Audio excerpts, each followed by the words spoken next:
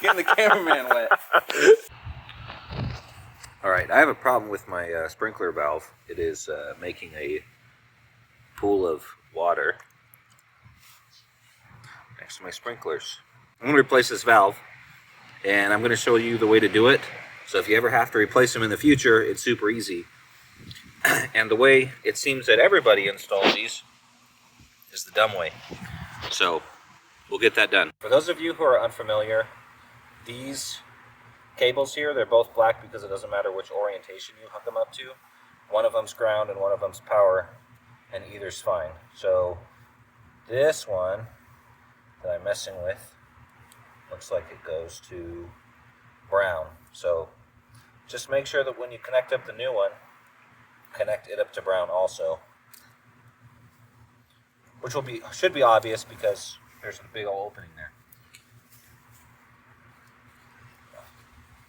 And then the other side just connects to white for ground. We dug down and prepped this area already, but you got to cut below this this joint here, and then put the new one on.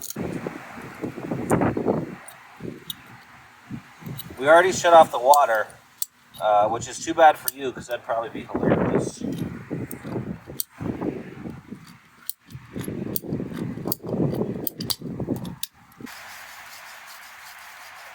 Few inches later.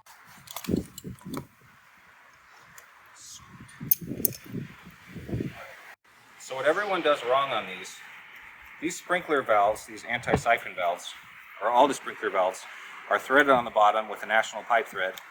And then what everybody buys is the adapter from the pipe to the pipe thread, which means that when these inevitably go bad, you have to cut the thing off, glue more pipe on, and then screw the things in and glue it back on. So instead of doing that, you can buy these adapters. This is a pipe to hose fitting, and then a hose to national pipe thread fitting. And then you can glue this to the pipe on the top, and then screw this into the valve, and then tighten the valve down. Sorry about the wind. But then when you tighten the valve down, when it goes bad again, all you have to do is take this off, and then you can take the valve off and put a new valve on. And each one of these fittings is only, I don't know, $1, $1.50. So for a few more dollars, you can make life easier on yourself in the future. And this stuff's really easy to do.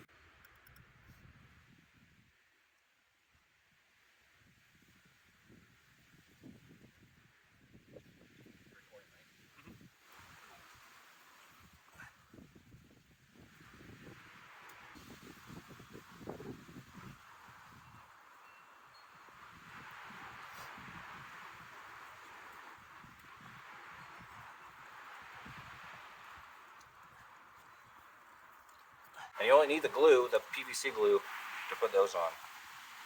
Just put these in place.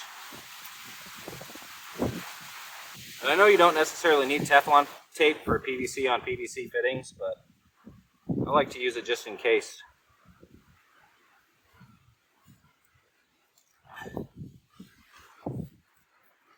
It's not super high pressure, but you know, if it does leak, then you have to do it all over again.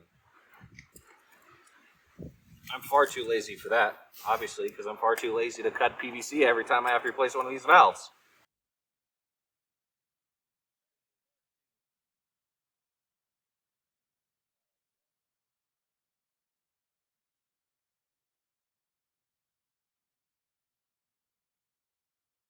Eventually. Have it, no leaks. Everything works great. And just to prove it to you, turn them on. There you go. Getting the cameraman wet. Perfect. Alright, well, thanks for watching. We'll catch you guys next time.